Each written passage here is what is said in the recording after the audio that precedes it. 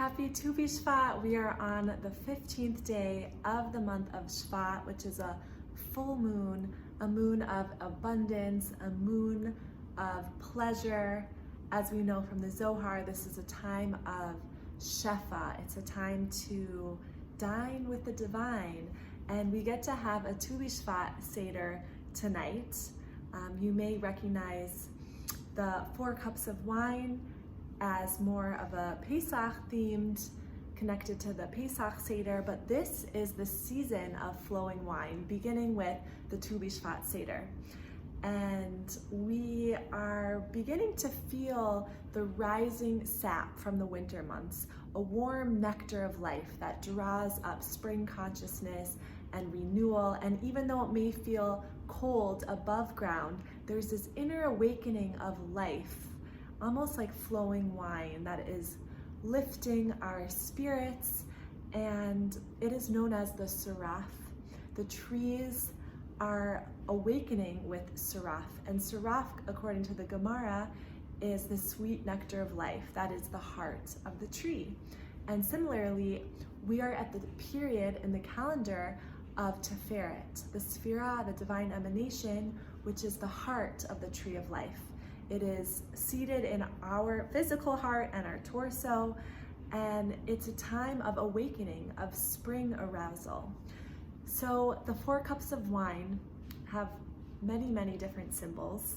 We see so many different 4s in the natural world and in Judaism. We have the 4 mothers, we have the 4 exiles, the 4 redemptions, we have 4 letters in God's name, the Tetragrammaton, the Yud, the Hey, the Vav, and the Hey. We have the 4 elements. According to the Zohar, those 4 elements also correspond to 4 directions in our physical plane, making up a makom, a physical place. By the way, the Hebrew word makom is one of the names for God. So it's a time to root ourselves in sacred space. And with these 4 elements, we also have the 4 seasons. And there's so much significance in this number 4, but what it all kind of unifies and resembles is the nature of the world being cyclical and not linear. I like to think of it as being on the yoga mat, and we have 4 directions around us. So often in the day, we are just focusing on the front and the back, the very linear masculine mode. But the yoga mat attunes us to all directions of space. And when we can tap into the seasonal cycles of the world, which Shevat invites us to partake in and to celebrate, we realize that nothing in the world is linear, but rather we cycle continuously around, ever changing, always moving in an upward spiral of growth and of possibilities. And that is the beauty of spring, that anything that died in us has a chance to regenerate and to grow again. So the elements we can explore in our body as well. We have the right side of us, which is water. So asking ourselves, where is the water element? Where am I fluid? Where am I moving with life and with an ebb and flow? And then we have the left side of our being, which is fire. And fire is that heat, that passion. Sometimes that fire can be destructive, and sometimes it can turn into anger or a misplaced energy. But there's also a fire within that is light, that is illuminating, and that is more of a focused devotion. So it's the cultivation of that holy, passionate fire in the right direction, of course. And then we have in front of us, which is the element of air. And air is the place of Tiferet, which I mentioned is this Sphira of this month. Air allows us to breathe and to be swept away by the winds of change.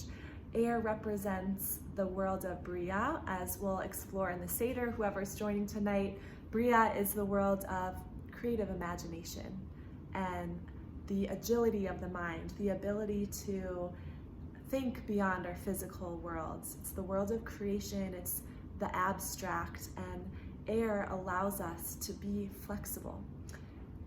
So this is a beautiful meditation. Tonight we'll be using incense to really see the air and the sway of it. Then we also have earth behind us, and earth is connected to the season of winter, and earth is where the divine presence, known as the Shekhinah, the feminine presence of God, resides in the altar of the earth, according to the Zohar. So earth in the body feels stable, rooted, grounded. It also feels very still, like the hibernation period of winter, the quiet solitude, the introspection. And even though winter is at the end of the cycle, and it's the end of our Tu B'Shvat Seder, we'll celebrate winter with the last cup of wine, the fourth cup. So even though it's completion, and the word associated with it is Asiyah, which literally means completion, it also has the seeds of rebirth and regeneration, because the seeds are germinating below ground. And that's the beauty of the cyclical nature, the rhythms of life. We die and we come back as a rebirth. And we see that in every single breath cycle. These 4 seasons are connected to the parts of our breath. So if you think of spring as the world of becoming, the inhale is full of possibility. It's a growth, it's reaching your full potential. It's an inward and upward movement. That represents spring, the movement of the inhale, just like a budding flower growing towards the light. The top of the inhale is the full radiance of our being. It's like our chest is expanded. We're at the top of our lungs. This is our summer. We're at the top of the inhale and we're just revealing who we truly are. We're full of ourselves, we're full of light, and we're in our radiance, and we're actually radiating our light outwards because we know who we are, we're just shining. Then there's the exhale, which is the fall, the season of letting go, of releasing and of falling. The exhale is a feeling of descent, and it's towards the ground, which is the winter. At the bottom of the exhale, that point of stillness between the exhale and the inhale, the very bottom, that's our winter. That's the stillness. It's the point of ayin, of nothingness.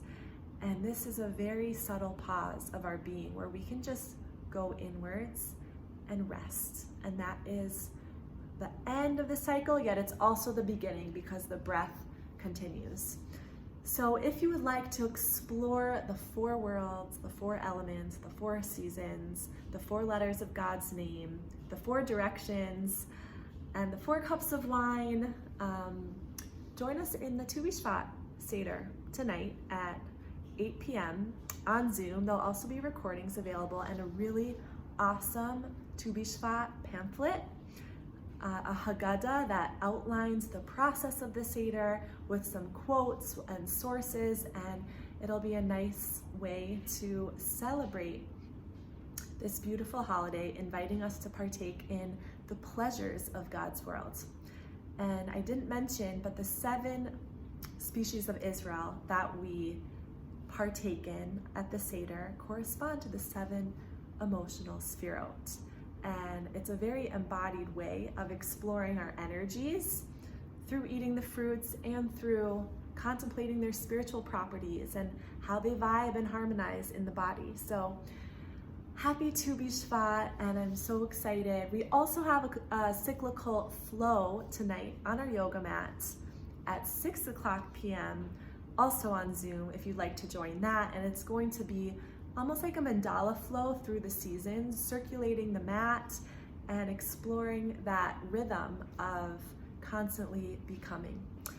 Happy Tu B'Shvat.